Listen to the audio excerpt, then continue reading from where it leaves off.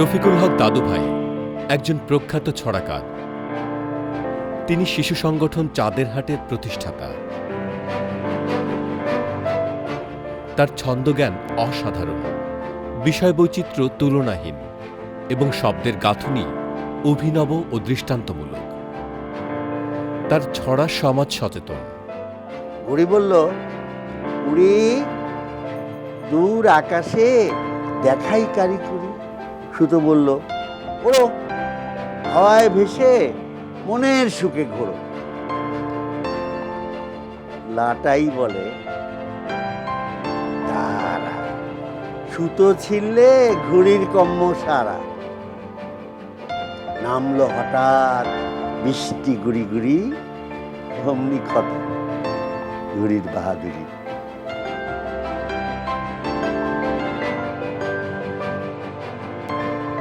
1937 খ্রিস্টাব্দে রংপুরে জন্ম নেন রফিকুল হক দাদুভাই। সাংবাদিকতা দিয়ে তিনি কর্মজীবন শুরু করেন। বর্তমানে দৈনিক যুগান্তর পত্রিকায় তিনি কর্মরত। রফিকুল হক দাদুভাইয়ের প্রকাশিত গ্রন্থ সংখ্যা 7-এর অধিক। কাজের স্বীকৃতি হিসেবে পেয়েছেন বাংলা একাডেমি পুরস্কার সহ আরও বহু পুরস্কার।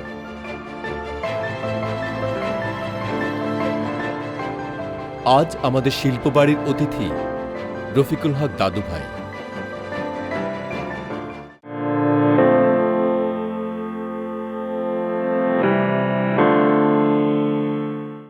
দর্শক, আপনাদের স্বাগত জানাচ্ছি শিল্পবাড়ি অনুষ্ঠান দেখবার জন্য। শিল্পবাড়ি পরিবেশিত হচ্ছে দর্জিবাড়ির সৌজন্যে।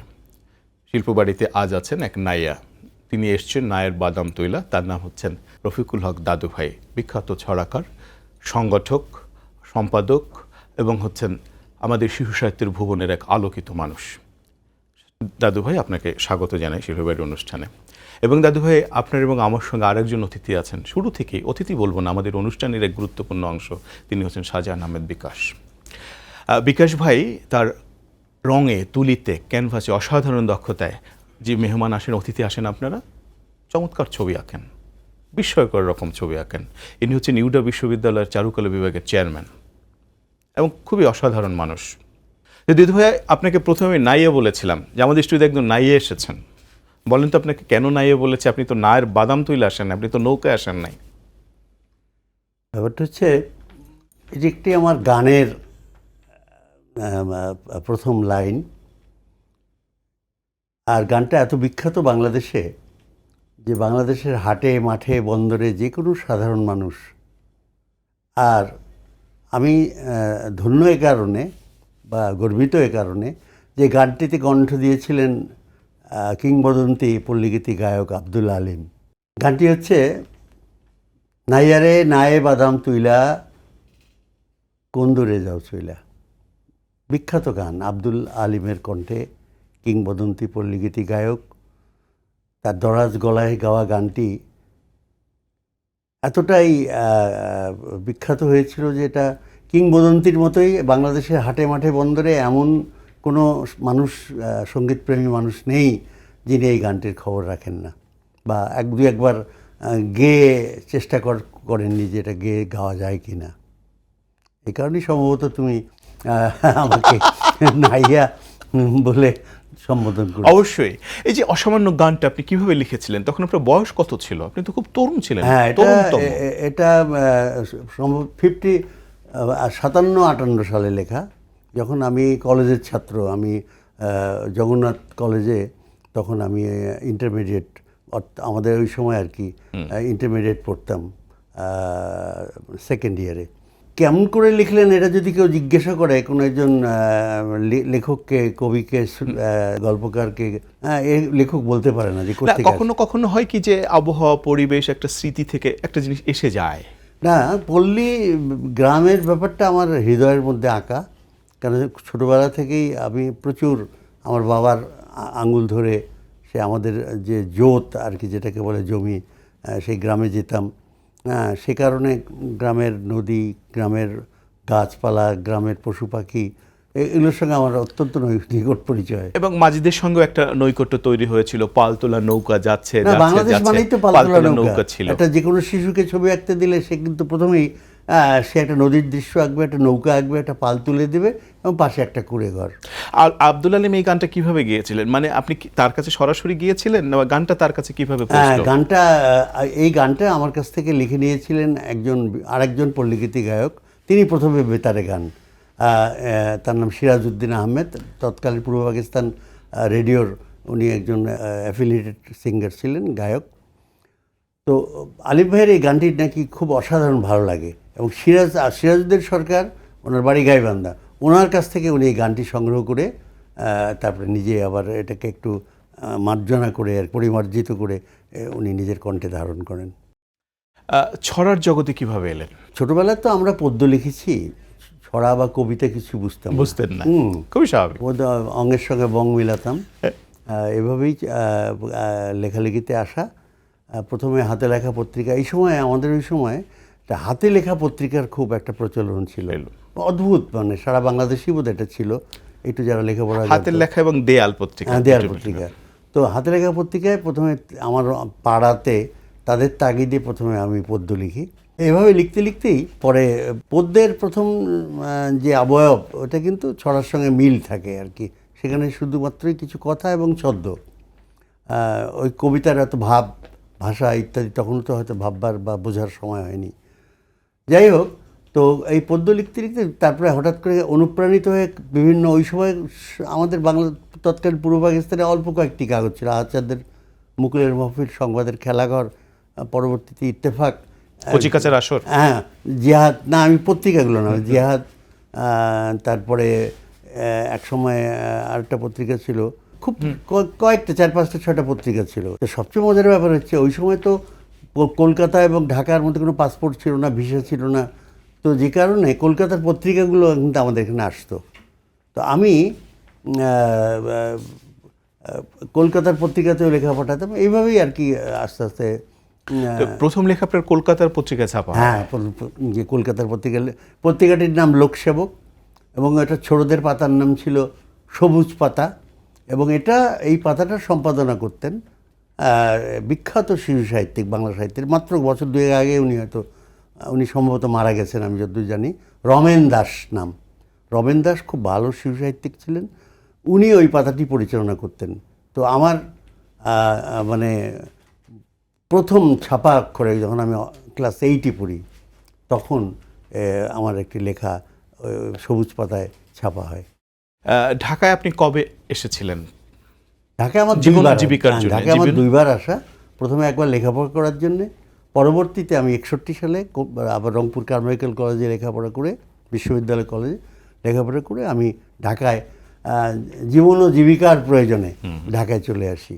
কত সালে? এটা 1961 সালে। এসে কিভাবে জীবিকার সঙ্গে যুক্ত হলেন? জীবিকার সঙ্গে যুক্ত মানে প্রথমে ওই যে আমরা ছোটদের জন্য লেখালেখির সুবাদে আমার বিখ্যাত এদেশের একজন কবি হাবিবুর রহমান, তিনি সংবাদের খেলাঘর, ছোটদের পাতা পরিচালনা করতেন।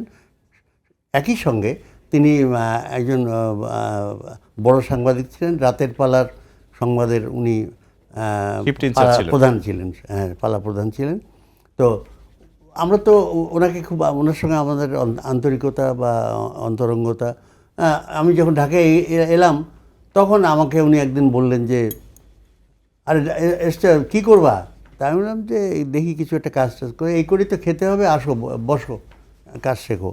এই সংবাদে কাজ শেখা আরম্ভ করে, অ্যাপ্রেন্টিস সাবিটার, শিক্ষানবিশ সহ সম্পাদক হিসেবে। আব্দুল গাফফার চৌধুরী সঙ্গে আপনার যুক্ততাটা কীভাবে? আব্দুল গাফফার চৌধুরী আমার জীবনের মানে বলা যায় যে আমার সাংবাদিকতা জীবনের শিক্ষাগুরু তিনি।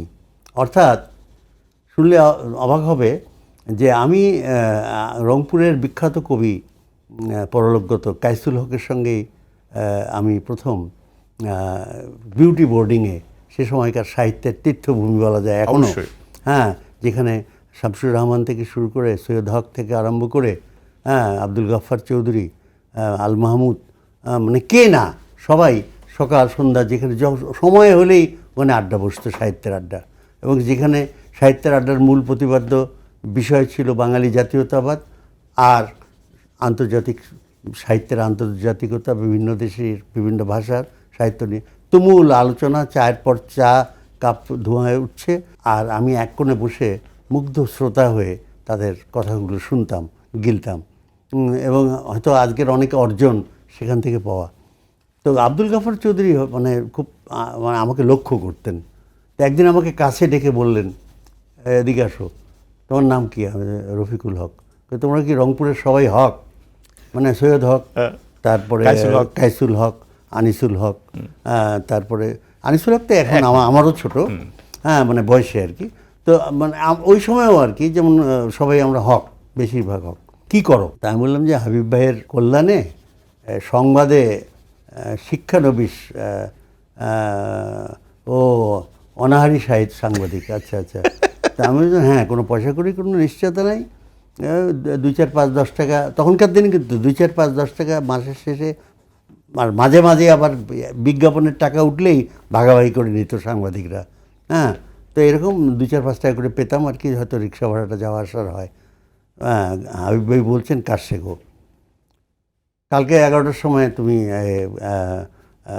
ঋষিকেশ দাস রোডে একটা জেহাদ পত্রিকা আছে, ওখানে চলে আসবা। পরের দিন আমি 11টার সময় ঋষিকেশ দাস রোড, পুরান ঢাকার লক্ষ্মীবাজারের এখানে গেলাম, জাতীয় মুদ্রণ, সেখানে দেখি দৈনিক জেহাদ। আমি গেলাম উপরতলায়, তখন গাফর ভাই ওই পত্রিকার বার্তা সম্পাদক। ও আসছো, যাও বসে যাও। স্টোরে বসলাম, সাংবাদিক হয়ে গেলাম, এবং প্রথম মাসেই 125 টাকা বেতন পেলাম। সেই সময় 1961 সাল। কিশোর বাংলা, আমাদের সাহিত্য এবং সংস্কৃতির এখন যে প্রজ্ঞাবান মানুষগুলো তাদেরকে একদিন জড়ো করেছিলেন কিশোর বাংলা নামে একটি পত্রিকার সঙ্গে। এটা সম্ভবত উপমহাদেশে প্রথম শিশু সংবাদপত্র, এবং সেটা হচ্ছে সাপ্তাহিক। এই যে একটা কাজ করা যায় স্বাধীনতা উত্তর বাংলাদেশে, সমস্ত রকম অবক্ষয়ের বিরুদ্ধে দাঁড়ানো যায়, এরকম একটা বিপ্লব করা যায়, সমস্ত সৌন্দর্য সুন্দর এবং একসঙ্গে ধারণ করা যায়। রফিকুল হক দাদু ভাই, আপনি কিভাবে অনুভব করলেন, কেন করলেন, কেন করতে চাইলেন? এটার মূল উৎস কিন্তু চাঁদের হাট। এই চাঁদের হাটটা ছিল পূর্বদেশের ছোটদের পাতা। আমি বারবার তথ্য মন্ত্রণালয়কে আমি প্রস্তাব দিয়ে আসছিলাম। তখন আমি দেখা করতাম, আমি চিঠি দিতাম। তখন তথ্য সচিব ছিলেন, পরবর্তীকালে উনি রাজনীতিতে চলে ABM গোলাম মোস্তফা নাম। তা উনি যিনি, আমি এমনভাবে ওনাকে বুঝালাম যে এটা বাচ্চাদের একটা কাগজ হলে, এটা কিন্তু একটা, যদি আমরা একটা এরকম সংবাদপত্র করতে পারি তাহলে এটা কিন্তু মানে সাংঘাতিকভাবে এটা চলবে। তো উনি, ওনার প্রস্তাবটা পছন্দ হলো। উনি তখন তথ্য উপদেষ্টা ছিলেন আকবর কবির, বিখ্যাত কবি হুমায়ুন কবিরের ভাই তা আকবর কবির। তা আমাকে উনি একদিন, আমি যে কাগজপত্রগুলো দিয়েছিলাম একটা ফাইল বানাইছিলেন, সেই ফাইলটা নিয়ে একদিন উপদেষ্টার কাছে গেলেন। তখনও তো উনি তখন দেখে বলে যে সময়টা সম্ভবত 76 সাল, 1976 সাল। তো উনি বললেন যে ধারণাটা তো খুব ভালো, দেখেন না চেষ্টা করে। সচিবকে বললেন যে আমাদের তো অনেক কিছুই হয়, দেখেন না চেষ্টা করে এরকম কিছু করা যায় কিনা। তখন কিন্তু মাত্র এদেশে 4টা সংবাদপত্র ছিল। হ্যাঁ, তো তখন এটা প্রথম হঠাৎ করে, আমি জানি না কিছু, আমি এটার প্রবক্তা, আমি এটার উদ্যোক্তা, আমি এটার প্রস্তাবক। হঠাৎ করে একদিন ঘোষণা দেখলাম যে দৈনিক বাংলা, তৎকালীন দৈনিক বাংলা, যেটা এক সময় দৈনিক পাকিস্তান ছিল, তাদের একটা সহযোগী প্রকাশনা হিসেবে কিশোর বাংলা না, দৈনিক বাংলা কিশোর বাংলা নামে এটি পত্রিকা বেরোচ্ছে, এবং সেখানে আমি নাই না সভাপতি। তা আমি যাই, তারপরে আমি খুশি হলাম যে আমার প্রস্তাবটা বাস্তবায়িত হচ্ছে। তো এই কিশোর বাংলার প্রথম সম্পাদক ছিলেন সানাউল্লাহ নুরি।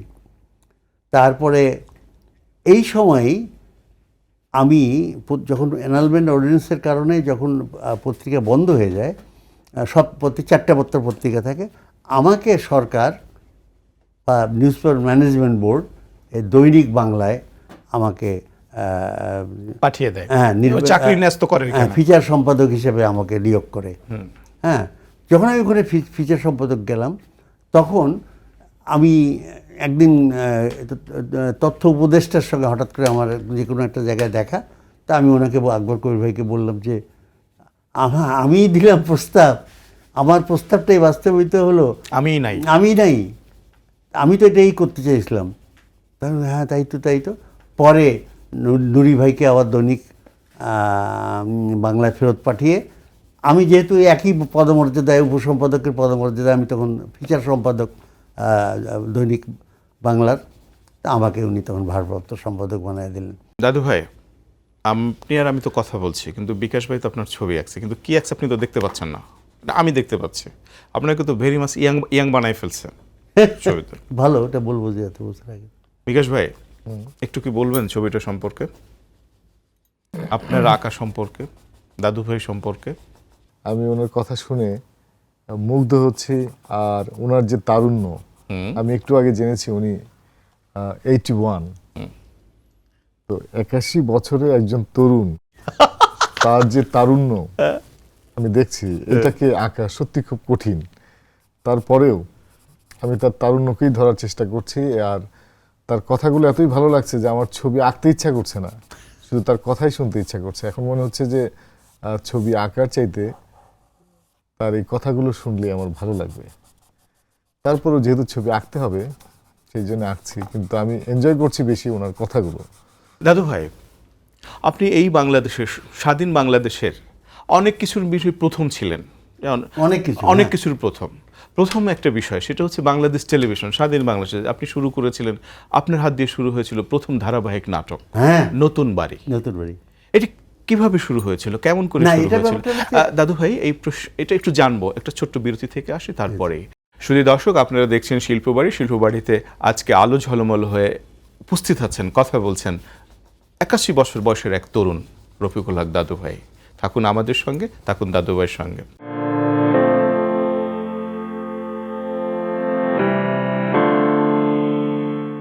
শুধু দর্শক, আমাদের সঙ্গে থাকবার জন্য কৃতজ্ঞতা জানাচ্ছি।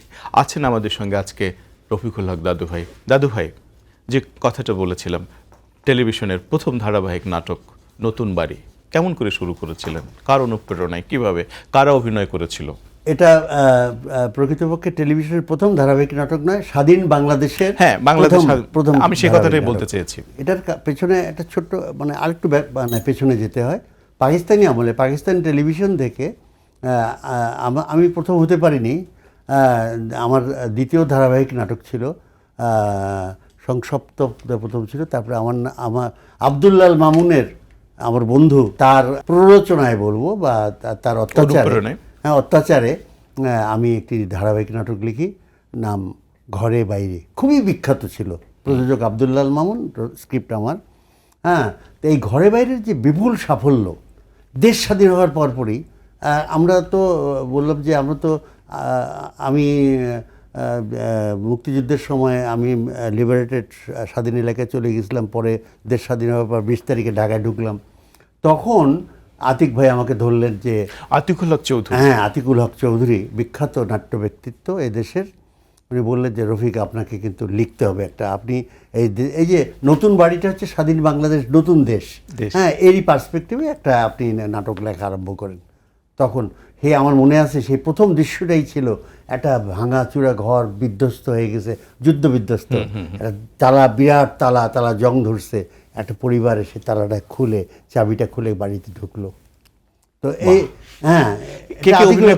কে অভিনয় করেছিলেন মনে আছে? এটা আহসান সিডনি। তারপরে এটার নায়িকা ছিল আনোয়ার পারভেজের বউ, জেসমিন, না জয়িতা, না জেসমিন, আনোয়ার পারভেজের বউর নাম জেসমিন। সে ছিল নায়িকা তখন, আর কি চলচ্চিত্রে ছিল সে। তারপরে জহুরুল হক অভিনয় করছে, দিন মোহাম্মদ অভিনয় করছে, সাইফুদ্দিন অভিনয় করছে। সেই সময় খ্যাতিমান যারা অভিনয় শিল্পী ছিল তারা সবাই অভিনয় করেছে। তারপর শিশুদের জন্য একটি অনুষ্ঠান করেছিলেন আপনি। সেটা তো অনেক বিখ্যাত, একটা ইতিহাসের মতন, অঙ্কুরের যে থেম মিউজিকটা ছিল, যেটা সুরকার হলেন আজাদ রহমান। অঙ্কুর একদিন হবে কিশলয়, ছোট ছোট চারা গাছ দিনে দিনে বড় হয়ে মহিরু হয়। এটা ছিল এই শুক্রবার দিন সকালে। এই গানটা যখনই টিভিতে আরম্ভ হতো, আর বাচ্চারা যে খেলা ফিরে এসে টিভি সেটের সামনে বসতো। অঙ্কুরের জনপ্রিয়তা এরকম অর্জন করেছিল। এটার প্রযোজক ছিল, আমি খুব শ্রদ্ধার সঙ্গে স্মরণ করি, উনি পরলোকগত রফি আহমেদ সুলতান, যিনি মাটি ও মানুষ নামে আরেকটি অনুষ্ঠান করে বিখ্যাত হয়েছিলেন। রফি আহমেদ সুলতান খুব অন্তর দিয়ে নিষ্ঠার সঙ্গে এই অঙ্কুর অনুষ্ঠানটা প্রযোজনা করতেন। দাদু ভাই, আপনার ছড়ার বই বেরিয়েছে অনেক পরে, তাও আপনার ইচ্ছায় না, সম্ভবত লুৎফর রহমান রিটন ভাইয়ের ইচ্ছা। হ্যাঁ হ্যাঁ, এটা কেন? না, প্রথমে তো আমাকে আমার বন্ধু এদেশের কিংবদন্তি চিত্রকর বা শিল্পী হাশেম খান প্রায় বলতে, এত মানুষের বইয়ের ছবি আঁকি, আপনার আপনার উনি আবার আপনি বলে, আপনার কোনো বই নেই, বই না হলে আপনি কি লেখক হলেন নাকি? এত হ্যাঁ, দেন আমি বই আমাকে একটা ম্যানুস্ক্রিপ্ট দেন, আমি ছবি পয়সা নেবো না, ছবি এঁকে দেবো। হ্যাঁ, এবং সত্যি আপনার বন্ধু ভাগ্য খুব ঈর্ষণীয়। হ্যাঁ, এবং সে আমার এই বর্গীয় দেশে সে এত নিষ্ঠার সঙ্গে, তুমি যে কোনো একটা কপি দেখলে দেখবে, পুরোনো আছে তো, মানে এত নিষ্ঠার সঙ্গে ছবি আঁকছে, অসাধারণ ছবি আঁকছে হাশেম খান, অসাধারণ প্রচ্ছদ করেছে হাশেম খান। হ্যাঁ, তো এবং এই কাজটিকে বাস্তবে রূপদান করার পেছনে ছায়াসঙ্গীর মতো কাছে থেকে, বরং আমাকে অনেক সময় অবজ্ঞা করে পাশে সরিয়ে কবিতা এখান থেকে বেছে ছড়া বেছে বের করে সাজিয়ে এই ছাপার কাজটি সম্পাদনা করেছে। বাংলা একাডেমি প্রেস থেকে ছাপা হয়েছে লুৎফর রহমান রিটন। তার কথাও আমি অত্যন্ত আনন্দের সঙ্গে, কৃতজ্ঞতার সঙ্গে, সস্নেহে আমি তার নাম উচ্চারণ করি। শাহ আলমগীর, তিনিও কথা প্রসঙ্গে আমাকে জানিয়েছেন। তো শুধু তাই নয়, শাহ আলমগীর একেবারে আমার হাতে গড়া সাংবাদিকতা পেশায়, এবং আমি কত বড় ভাগ্যবান বা গৌরবান্বিত যে শেষ পর্যন্ত সে এক সাংবাদিক জগতের নেতা হয়ে গেল। ঢাকা সাংবাদিক ইউনিয়নের নেতা হলো, সে টেলিভিশন ব্যক্তিত্ব হলো, এখন মাশাআল্লাহ সে আমাদের গর্বের প্রতিষ্ঠান বাংলাদেশ প্রেস ইনস্টিটিউটের মহাপরিচালক। সবকিছু মিলিয়ে আর আমার যেটা গৌরব সেটা হলো যে আমার গড়া সংগঠন চাঁদেরহাটের এখনও সে প্রেসিডেন্ট। গোর্কি 1970 সালে যে জলোচ্ছ্বাস হয়েছিল আমাদের উপকূলীয় এলাকা, এবং প্রায় 10 লক্ষ মানুষ নিহত হয়েছিলেন, মারা গিয়েছিলেন, ওরা কেউ দেখতেও আসেনি, বেঘুরে আসেনি। তো সেই প্রাণহানির শোক নিয়ে আপনি একটা কবিতা লিখলেন, গোর্কি কবিতাটি আমাদের ভোলার সংবাদদাতা 3 দিনের চেষ্টায় ভোলা থেকে পায়ে হেঁটে, নৌকায় চড়ে, গরু গাড়িতে চড়ে, নামটা মনে আছে? হ্যাঁ, কি নাম? কোনটা? ওই ভদ্রলোক যে সাংবাদিক, আমার নামটা বলে। হ্যাঁ, সে এসে এই একগাদা ছবি, তখন প্রিন্ট মিডিয়া, আমাদের তখন ইলেকট্রনিক মিডিয়া ছিল না, যে ডিজিটাল ছবি ছিল প্রিন্ট করা, অর্থাৎ ফিল্ম ওটাকে ডেভেলপ করে তারপরে একগাদা ছবি টেবিলে ফেলে দিলেন। একটি ছবি আমি হাত থেকে টেবিল থেকে তুলে নিলাম হায়দ্রাবাদ এডিটরের সামনে থেকে, দেখি যে দুইটি শিশু সাগরের দিকে মুখ করে, সাগরের ঢেউটা এসে তার ঠোঁটের সামনে লাগতেছে। ডান দিকে একটি গরুর মৃতদেহ, যেটার 4টা পা আকাশের দিকে। বাম দিকে 2টা কুকুরের মৃতদেহ, যেটার পেট খাবলি খেয়েছে অন্য কোনো কুকুর বা মাছ। এইটা ছবিটা দেখে আমার ভিতরে একটা এমন প্রতিক্রিয়া হলো, তাৎক্ষণিকভাবে ওই এডিটরের টেবিলের সামনে বসে আমি 8টা লাইন লিখে আমি এডিটরের সামনে এগিয়ে দিলাম। এডিটর সাহেব টেবিল চাপড়ে বললেন, এইটাই হবে কালকের পোস্ট এডিটোরিয়াল। পরের দিনের কাগজে সেই সম্পাদকীয় পাতায় যে 6 কলম জায়গা থাকে, এই 6 কলমের ছবিটা ছাপা হলো, তার নিচে আমার এই 8-10 লাইনের কবিতা। ছেলে ঘুমোলো, বুড়ো ঘুমোলো, ভোলা দ্বীপের চরে, জেগে থাকা মানুষগুলো মাতম শুধু করে। ঘুমো বাছা ঘুমুরে, সাগর দিল চুমুরে, খিদে ফুরলো, জ্বালা জুড়লো, কান্না কেন ছি, বাংলাদেশের মানুষ বুকে পাষাণ বেঁধেছি। প্রথম লিখলেন বাংলাদেশ শব্দ, তখন পূর্ব পাকিস্তান, শাহাবুদ্দিন তখন পাকিস্তানের তথ্যমন্ত্রী, রবীন্দ্রসঙ্গীত রেডিওতে ব্যান। আমি অবলীলা লিখে ফেললাম বাংলাদেশের মানুষ বুকে পাষাণ বেঁধে। আর হায়দারবি বললেন, ছাপা হবে রফিক সাহেব, এটা ছাপে দেন, কী হবে। ছাপা হলো। তার প্রতিক্রিয়া হলো 2 দিন বাদে আমাদের নামে হায়দার ভাই, ইতিশাম হায়দার চৌধুরী এডিটর, যুগ পূর্বদেশ, আর আমি লেখক রফিকুল হক দাদু ভাই, তার নামে রমনা, তখন এত থানা ছিল না, রমনা থানা থেকে ওয়ারেন্ট বের হয়ে গেল। আর গোয়েন্দারা, আমি যেখানে যাই পিছনে 2জন লোক পিছনে যায়। চায়ের দোকানে যাই, দেখি চায়ের দোকানের সামনে 2টা লোক বসে আছে, ফলো করতেছে, এই বিব্রত করো। তারপরে বাড়ি থেকে বেরোই না। শেষে একদিন হায়দার ভাইয়ের কাছে গোপনে গিয়ে বললাম, হায়দার ভাই কী করবো? হ্যাঁ, আমারও তো এই অবস্থা। তো চলেন একমাত্র বাঁচার উপায় আছে, চৌধুরী সাহেবের ওখানে যাই। তার দুজনে গিয়ে চৌধুরী সাহেবের সঙ্গে দেখা করলাম। আপনারা কি কি পাইছেন, আপনারা বাঙালি বাঙালি, হ্যাঁ, মানে নোয়াখালী ভাষায় বাঙালি বাঙালি, হামিদুল হক চৌধুরী। হামিদুল হক চৌধুরী, হ্যাঁ। আপনারা কে কইছে বাংলাদেশ কইতে, কে কই, এটা কি বাংলাদেশ, এটা বঙ্গদেশ ছিল। কি কি বক্তৃতা করলো, হ্যাঁ। তখন হায়দার ভাই বললেন, আপনি না বলছেন পত্রিকার প্রচার সংখ্যা বাড়াইতে হবে, দেখছেন পূর্বদেশ কত কাটতি এখন, হ্যাঁ। তখন চুপ করে গেল, যান যান দেখবো না। উনি তো বিশাল পাকিস্তানি ব্যক্তিত্ব, মানে পাকিস্তানের প্রথম পররাষ্ট্রমন্ত্রী, খেলা কথা না। আর তৎকালীন পাকিস্তানের উনি মানে 2 নম্বর মানে আইনজীবী হিসেবে খ্যাতিমান। তারপরে ওটা বোধহয় বলে ফেলে দিল, আর আমাদের পরের দিন থেকে দেখি আর কেউ ঘোরে না। 71-এ যখন পাকিস্তান বাহিনী আমাদের এই দেশের উপর ঝাঁপিয়ে পড়েছিল, তখন আপনারা কিভাবে আপনার দায়িত্বটা পালন করেছিলেন? আমরা মানে আমি ওপার বাংলায়, অর্থাৎ ভারতে আমি যাইনি। আমি লোহানী ভাই তখনও আমরা পূর্বদেশে থাকতাম। এই কারণে ইতোমধ্যে আমাদের কিছু বন্ধু এফএফের মানে ফ্রিডম ফাইটার, মানে মানে গেরিলা বাহিনী, মেজর হায়দারের নেতৃত্বে ঢুকে পড়েছে তখন ঢাকায়। তখন আমার একজন আমার জুনিয়র, আমার সাংবাদিক বন্ধু সৈয়দ এহিয়া বক্ত, উনি যিনি ছিলেন ইত্তেফাকের বার্তা সম্পাদক পরে হয়েছিলেন, এহিয়া বক্ত এফএফের কমান্ডার হিসেবে ঢুকছে। এফএফের এই এহিয়া বক্ত আমার সঙ্গে যোগাযোগ করলেন, লোহানী ভাইয়ের সঙ্গে যোগাযোগ করলেন, যে তার বললে যে আপনারা থাকেন, আপনারা শুধু খবরাখবর আমাদের দেবেন। সেটাও তো একটা গুরুত্বপূর্ণ অংশ। হ্যাঁ, তখন লোহানী ভাই তো কিছুদিন পরে আবার উনি চলে গেলেন, কলকাতা চলে গেলেন, স্বাধীন বাংলা বেতারে যোগদান করলেন। আর আমি থেকে গেলাম, আমি আনম গোলাম মোস্তফা, বিখ্যাত সাংবাদিক, হ্যাঁ, শহীদ, কিন্তু আমি শহীদ হতে পারতাম। আমরা এই দুইজনে এই কাজ করতাম। আমরা রাত্রে কিন্তু অবজারভার অফিসে থাকতাম, যে পাকিস্তানিদের মানে হামলা থেকে বাঁচার জন্য। কারণ অবজারভার কেউ, পাকিস্তান অবজারভার, ওটা কেউ ধরবে না, কেউ। তা আমরা তিনজনেই রাত্রে শুইতাম ওখানে। সব ভোরের সময় হায়দার ভাইও শুইতো, এতে সময় হায়দার চৌধুরী রাত্রে আমরা অবজারভার, পাকিস্তান অবজারভার, ওখানে ঘুমাইতাম। ভোরের দিকে আমরা উঠে বাইরে চলে গেলাম। কোথায়? আমাদের লক্ষ্য হচ্ছে মুক্ত বাংলা।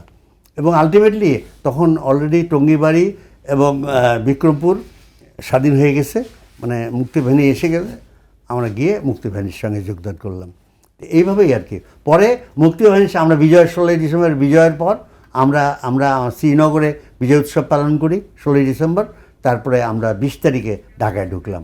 ঢাকায় ঢুকে প্রথমে আমি পূর্বদেশে আসলাম, পূর্বদেশের আমরা দখল নিলাম। নেওয়ার পর এরপরে এখলাসউদ্দিন আহমেদ আমাকে হঠাৎ করে টিভি থেকে টেলিফোন করলো, হাই তুমি কোথায়? আমি তো পূর্বদেশে। পূর্বদেশে তুমি আসো টেলিভিশনে, ডিএটিতে তখন টেলিভিশন। আর পূর্বদেশ তো মতিঝিলে। আমি চলে আসলাম। তখন একদিন 2 দিন মুক্তিবাহিনীর আন্ডারে ছিল বিটিভি। মেজর হায়দার প্রথম টেলিভিশনের পর্দায় ছিল, ছিল নাসিরউদ্দিন বাচ্চা ছিলেন। আমি বলি, তারপরে আমাকে একলাস দায়িত্ব দিল যে তুমি তো মিয়া বড় সাংবাদিক, হ্যাঁ, তুমি কপি সেন্সার করে দেবা প্রত্যেকটা, মানে যাতে আমাদের স্বাধীন বাংলার মানে বাইরে পাকিস্তানের কোনো রকম কিচ্ছু না যায়, মানে সব স্বাধীন বাংলার পক্ষে। এই আমি যে একদিন পরে হেডকোয়ার্টার থেকে আমাদের স্বাধীন বাংলা সরকার থেকে নির্দেশ আসলো একদিন পরে যে বাঙালি অফিসারদের তোমরা বুঝাইয়া দাও। তখন নাসিরউদ্দিন ইউসুফ এরা সব তখন ওদের কাছে। তো যে কয়দিন মুক্তিবাহিনীর অধীনে আমাদের টেলিভিশন ছিল, আমি ওই পূর্বদেশ 1 আর 2 নম্বরের কাম হলো কপি সেন্সার করা। 71-এর বিচ্ছু বশির, এই বিচ্ছুকে এটা কি রফিকুল হক দাদু ভাই নাকি অসংখ্য মানুষ? না, এটা বাস্তব গল্প। আমি আমার এই শোনার সৌভাগ্য হয়েছিল। তো আমি এটাকে ডেভেলপ করি, এবং সেই সময় আমরা যখন দেখি যে মুক্তিযোদ্ধাদের দুর্ভোগ, হ্যাঁ, এই জিনিসটা আমাকে আলোড়িত করে। তখন আমি এই বিচ্ছু বশির এই গল্পটা চিন্তা করি। এটার ঘটনা হলো এই যে ছেলেটি মুক্তিযুদ্ধে সরাসরি অংশগ্রহণ করে মুক্তিবাহিনীকে সহযোগিতা করছিল, তখন কিশোর, ছোট্ট 8-9 বছরের, সেই ছেলেটি পরিণত 1 যুগ পর দেখা গেল বায়তুল মুকাররমে শপিং ব্যাগ বিক্রি করছে। আর অন্যদিকে যারা মুক্তিযুদ্ধের বিরোধিতা করেছিল তারা মন্ত্রী হচ্ছে, তারা পতাকা উড়ায়। দাদু ভাই, আপনি তো অসংখ্য ইতিহাসের সঙ্গে জড়িত।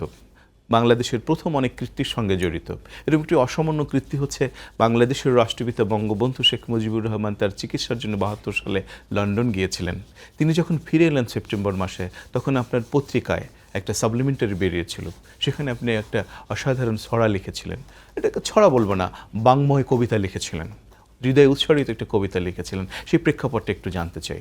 বঙ্গবন্ধুর স্বদেশ দাদু ভাই, প্রত্যাবর্তনের আপনার এই প্রসঙ্গটি একটু জানবো, ছোট্ট একটা বিরতি থেকে আসি। শুধু দর্শক, আপনারা দেখছেন শিল্পবাড়ি। শিল্পবাড়িতে আজ রয়েছেন এক অসামান্য মানুষ, ৮১ বছর বয়সের এক তরুণ, রফিকুল হক দাদু ভাই। শুনছেন তার জীবনের বর্ণাঢ্য ঘটনা, শুনছেন তার লেখালেখির পরিপ্রেক্ষিত। আমরা একটা ছোট্ট বিরতি থেকে আসছি, তারপরে আবার ফিরে যাব রফিকুল হক দাদু ভাইয়ের কাছে।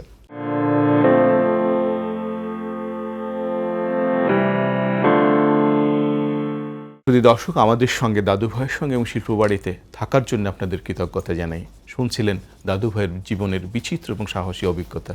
দাদু ভাই, সেই ঘটনাটা, বঙ্গবন্ধু ফিরে এসলাম, বঙ্গবন্ধু স্বদেশ প্রত্যাবর্তনের পর উনি এতটাই পাকিস্তানিদের মানসিক নির্যাতন, শারীরিক নির্যাতন ইত্যাদির কারণে পাকিস্তানের কারাগারে উনি এতটাই অসুস্থ হয়ে পড়েছিলেন যে ওনাকে সপরিবারে ওনার স্ত্রী বেগম ফজিলাতুন্নেসা বঙ্গমাতা, ব্যক্তিগত চিকিৎসক নুরুল ইসলাম, এনারা লন্ডনে গিয়েছিলেন এবং ১ মাস সেখানে চিকিৎসা গ্রহণের পর ১৪ই সেপ্টেম্বর ১৯৭২ উনি স্বদেশ আবার প্রত্যাবর্তন করেন।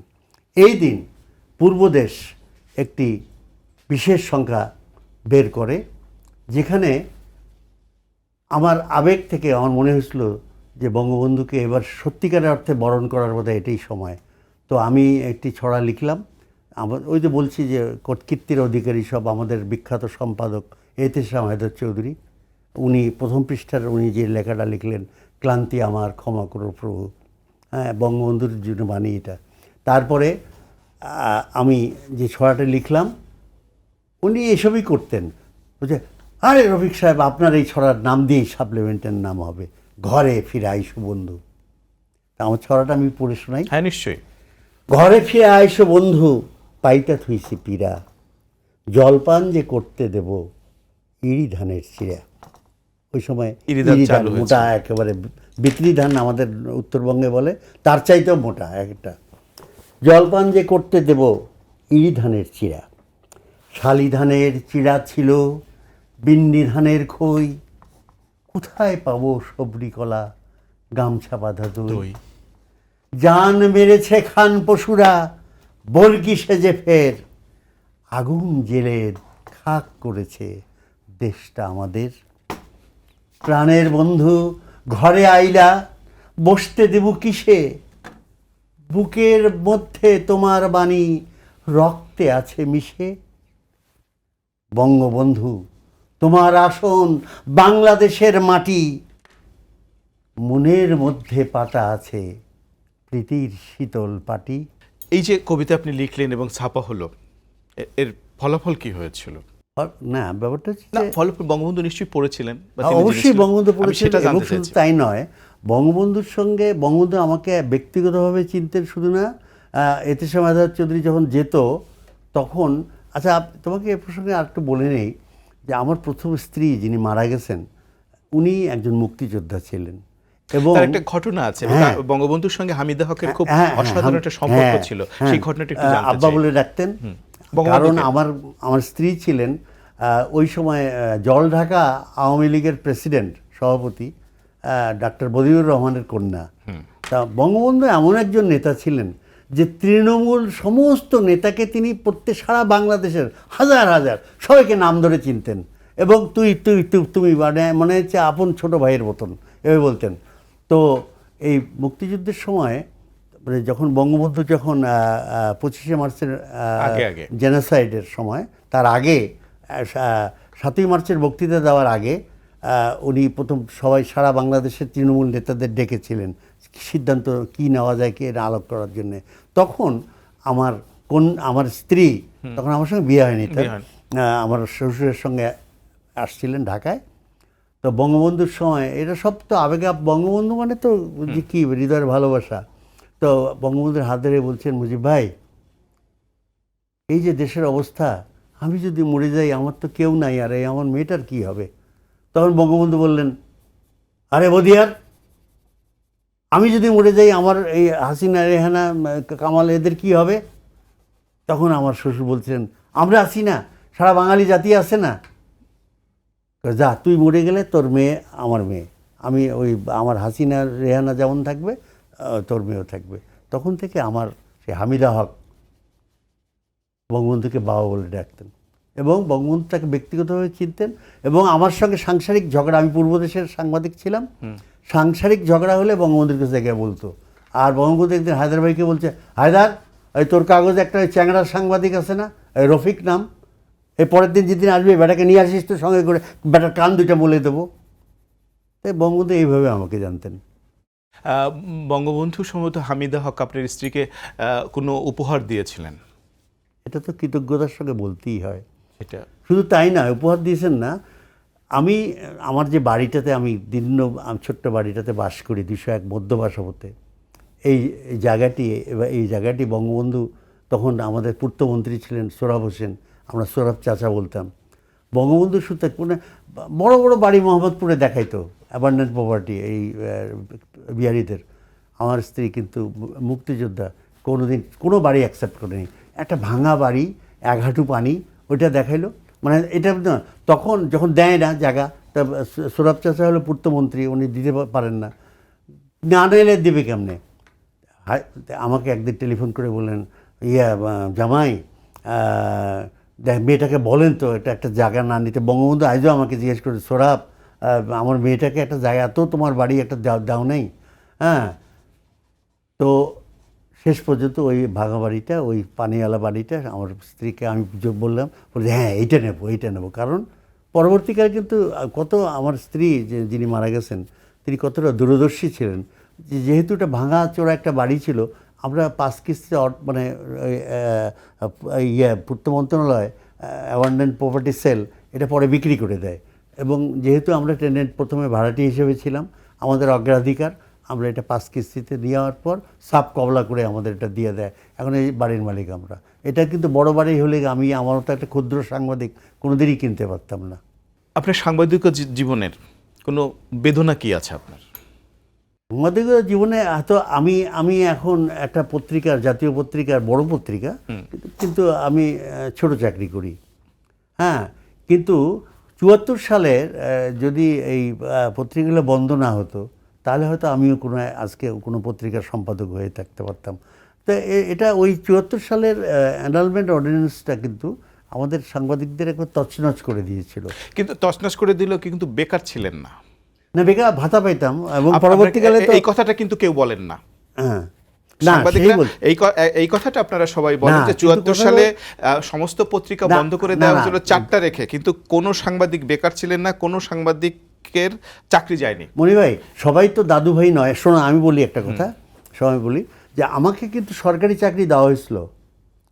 আমি মানে দর্পের সঙ্গে আমি ওটা অ্যাকসেপ্ট না করে বলছি যে আমি লেখাপড়া করে আমি সাংবাদিক হতে চেয়েছিলাম বলেই খবরের কাগজে যোগ দিয়েছিলাম, অন্য সরকারি চাকরি করতে পারতাম। সুতরাং আমি সাংবাদিকই থাকতে চাই। যে আমার এই গোয়ার্তুমি বা জেদের কারণে আমি মাঝখানে অনেক খেরারত দিয়েছি, কিন্তু শেষ পর্যন্ত আমাকে কিন্তু শেষ সংবাদপত্রেই আবার দেওয়া হয়েছে। খুব চমৎকার কথা। জানেন, আবার এই কথা আপনাকে আমি যদি বলি, আমি আপনার বয়সে অনেক ছোট, আপনার নাতির সময়, এই কথাটা আমি এইভাবে বলতে চাই যে ওই সংবাদপত্র বন্ধ হয়ে যাওয়ার পর যে সমস্ত সাংবাদিকরা হয়তো আজকে বা সেই সময় বড়জোর সাব এডিটর হতে পারতেন, তারা কিন্তু অনেক বড় বড় সরকারি কর্মকর্তা হয়েছে, অনেক বড় বড় সেই লোকগুলো, এবং তারা এখন রিটায়ারমেন্ট, মানে তারা এখন মানে স্বাচ্ছন্দ্যে, আনন্দে, আরামে, মানে কি বলে জীবন যাপন করছেন। তারা কিন্তু এই কথাটা বলছেন না, তারা কিন্তু ওই কথাটা বলছেন যে সব পত্রিকা বন্ধ করে দিয়েছিল, কিন্তু তাদের সুখ, হ্যাঁ, তাদের সুখের কথাটা কিন্তু বলছেন না। শিল্পপতি হয়ে গেছে, শিল্পপতি হয়ে গেছেন। আচ্ছা, আপনার স্ত্রীর সঙ্গে যে বিয়েটা হয়েছে, এটা কি প্রেমের বিয়ে না স্বাভাবিক বিয়ে? কোনটা? প্রথম স্ত্রীর সঙ্গে যে বিয়ে? অবশ্যই প্রেমের বিয়ে। কিভাবে? কারণ ওই যে যখন উনি টেলিভিশনে, ওনার সঙ্গে আমার সাক্ষাৎ হয় বিটিভিতে, মুক্তিযুদ্ধ। হ্যাঁ, কত সালে? ওই মুক্তিযুদ্ধের পরেই, যেদিন টেলিভিশন মুক্তিযুদ্ধ গ্রহণ করে। এবং আমার বউ ছিলেন ওই FFL এজেন্ট। আচ্ছা, মুক্তিযুদ্ধের এজেন্ট। হ্যাঁ, সক্রিয় ব্যঞ্জো গ্রুপের উনি সদস্য ছিলেন, মুক্তিযোদ্ধা কমান্ডার। যাই হোক, আমার বন্ধু আইনুজ্জামান আইনুজ্জামান। উনি ওই বিটিভির ডিআইটিতে ওখানে ডিউটি অফিসার ছিলেন। এই সময় মেয়ে একটা মুক্তিযোদ্ধা, এই সময় কিছু খারাপ লোকজন টার্গেট করছে তাকে, মানে ওই সময় কিছু নৈরাজ্য হচ্ছিল তো, টার্গেট করছে। তা আমাকে উনি আলাপে আলাপে জানতে পারছে যে ওই মেয়েটির বাড়ি রংপুর, জলঢাকায়। আমার বন্ধু সেও রংপুরের, আমাকে টেলিফোন করে বলল যে এরকম একটা গুরুতর বিষয় আছে, তাড়াতাড়ি আয়। তা অবজারভার হাউস তো ওই ডিএটি বিল্ডিং থেকে কয়েকটা মোড়ে সামনে, দৈনিক বাংলার মোড়ে। আমি তাড়াতাড়ি চলে আসলাম, যে মেয়েটা একটু বিপদে আছে, হ্যাঁ, এই তো মুক্তিবাহিনীর সঙ্গে ঢুকছে, এখন তো থাকার জায়গা নেই, এখন কোথায় যাবে ও, হ্যাঁ, আর তাছাড়া কিছু খারাপ লোকজন ওর পিছু নিচ্ছে, এখান থেকে নিয়ে আবার হাইজ্যাক টাইজ্যাক না করে।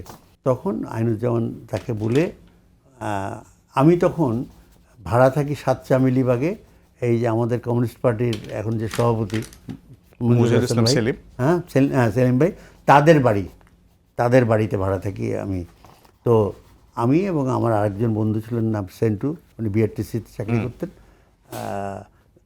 তখন বললো যে ওখানে ঘরে আমি ভাড়া থাকতাম, তো বলছে তোর বাসায় কয়েকদিন রাখ, তারপরে এদের ওর বাড়ির ঠিকানা নিয়ে পাঠিয়ে দেওয়া যাবে।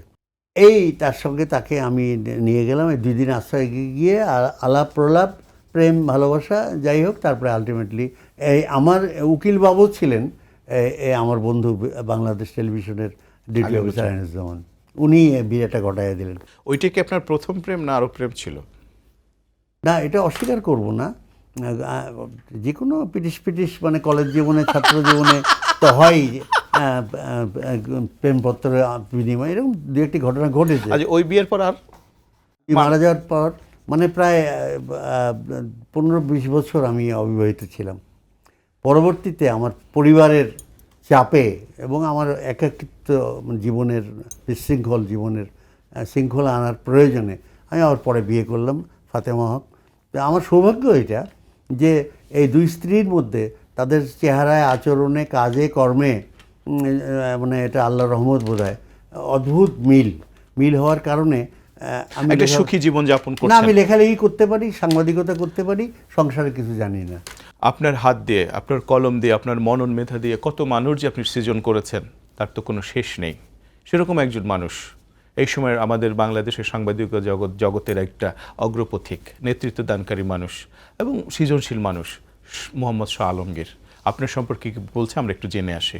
ছড়ার ক্ষেত্রে দাদু ভাইয়ের অবদান অসামান্য। বাংলাদেশের ছড়া সাহিত্যের যদি উনার ছড়া নিয়ে আলোচনা হয় কিংবা অন্য ছড়া সাহিত্যের সঙ্গে তুলনা করা হয়, এমনকি আমাদের পাশের দেশ পশ্চিমবঙ্গের সঙ্গেও ছড়াকারদের সঙ্গে যদি ওনাকে তুলনা করা হয়, আমি মনে করি দাদু ভাইকে এগিয়ে রাখা সম্ভব। ওনার ছড়া যে পর্যায়ের, উনি যেভাবে ছড়ার মধ্যে মানুষকে আকর্ষণ করতে পারেন, উনি ছড়ার মধ্য দিয়ে যেভাবে দেশের কথা বলতে পারেন, বিষয়ের কথা বলতে পারেন, এগুলো আমরা আসলে অনেক ছড়ার মধ্যে আমরা দেখি না। ওনার মানুষকে আকর্ষণ করার একটা দারুণ শক্তি আছে। এটা যারা দাদুভাইয়ের কাছে গিয়েছেন তারা নিশ্চিত করে বলতে পারবেন যে এই মানুষটির মধ্যে এমন কিছু আকর্ষণীয় শক্তি আছে যার কারণে যুবকদেরকে, মানে এই যুব শ্রেণীকে উনি আকর্ষণ করা, মানে তাদেরকে কাজে যুক্ত করা, এটা অসম্ভব শক্তি আছে ওনার। আশা করি যে উনি যদি আরও বেঁচে থাকেন, উনি যদি ওনার লেখা চালিয়ে যান, তাহলে দাদু ভাই আরও আমাদের দেশের জন্য অনেক বড় ভূমিকা পালন করতে পারবে। কেমন লাগলো দাদু ভাই? প্রশংসা শুনতে ভালোই লাগে, হ্যাঁ, কিন্তু কথা হচ্ছে যে এরা তো প্রশংসা করবেই, কারণ আগেই তো বললাম না যে এরা আমাকে, মানে আসলে আমি ধন্য, আমি কৃতজ্ঞ, এরা আমাকে এত ভালোবাসে যে একটু বেশি অতিশয়োক্তি তো হবেই একটু। আপনার ছড়া শুনতে চাই, এত চমৎকার করে বললেন এবং সবাই জানে। আপনি যদি ছড়া না পড়েন তো অনুষ্ঠানটা অপূর্ণ থেকে যাবে। পড়ুন। যুগের হুজুগে তো আমরা সবাই ব্যতিব্যস্ত। জি। আমার একটি ছড়া, যুগটা এমন নয়তো সহজ দান করা, তার চেয়ে সহজ ভান করা, ভাবটা যেন দিয়েই দিলাম 3খানা নোট আন করা,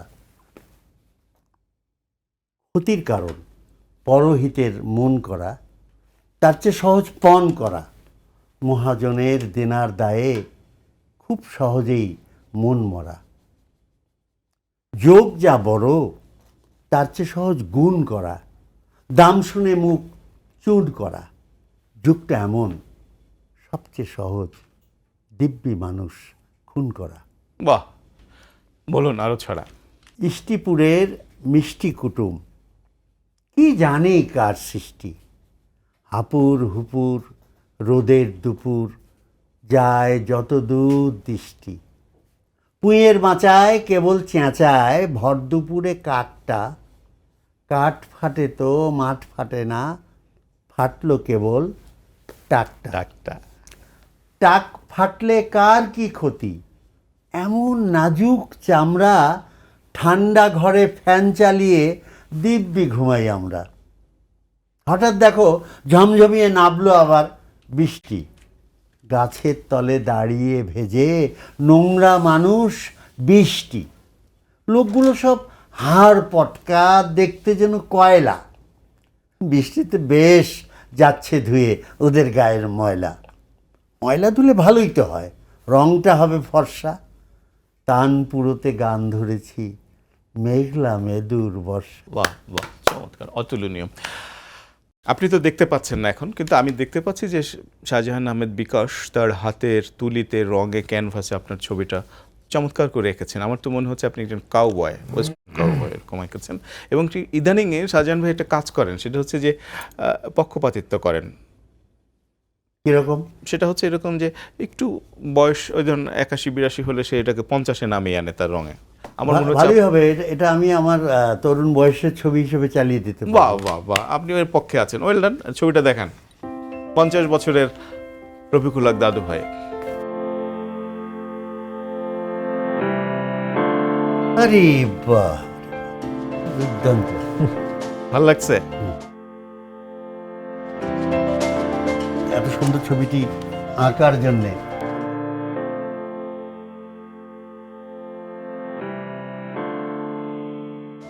আমি খুব সামান্য মানুষ, আমার আহ্বানে সাড়া দিয়ে আপনি এসছেন এবং অনেক কথা বললেন।